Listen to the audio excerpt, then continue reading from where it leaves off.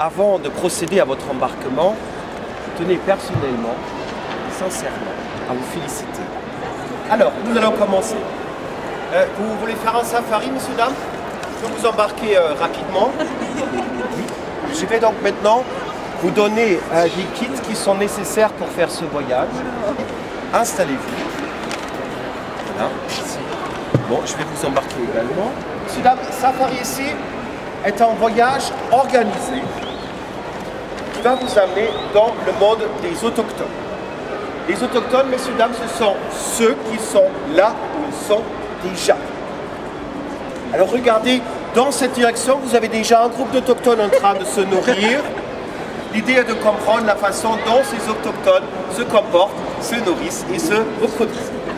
L'autochtone se sert de cet objet afin de poser son corps sur cette plateforme lorsqu'il est très fatigué.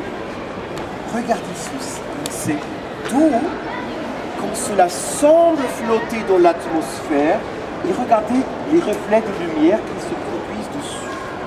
Vous pouvez toucher à la regardez comme c'est doux. Et monsieur, si vous regardez bien, vous pouvez même voir votre propre corps à travers. Regardez!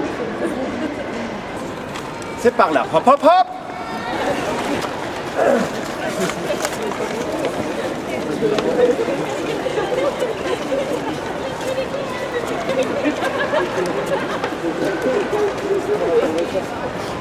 Vous avez donc une autochtone qui vient de vous montrer ses dents. Alors ce n'est pas pour vous mordre.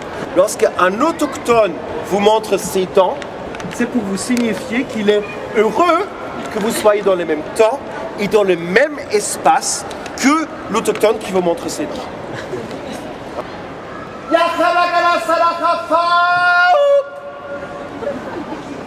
Alors, ce qui présente donc l'avantage qu'un autre autochtone qui n'a jamais vu celui qui a posé sa pensée sur la plaque à penser peut passer par là des journées, des semaines, voire des années plus tard pour prélever la chose suivante au quotidien.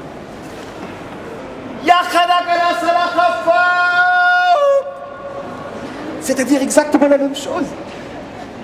Et c'est ainsi qu'une pensée qui a été pensée peut longtemps perdurer à travers le temps. Je vous laisse contempler, allez-y.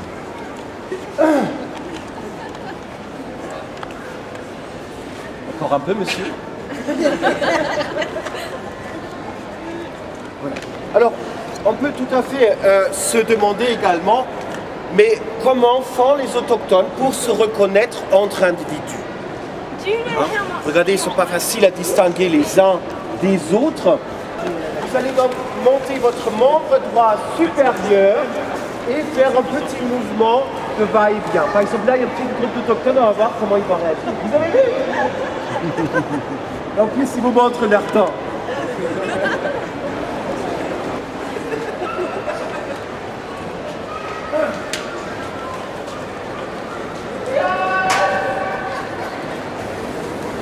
Il arrive malheureusement quelquefois qu'un autochtone cesse aimer une chose, portant à partager sa vie à un instant. Et lorsque la relation affectueuse entre l'autochtone et l'objet est rompue, ils sont saisis de cœur froid et il va s'approcher de ce qu'on appelle le déjectoire, où là va avoir lieu le paroxysme du drame, car c'est là où l'autochtone et l'objet vont se séparer de façon définitive et irréversible. Mesdames, je vous laisse contempler en silence.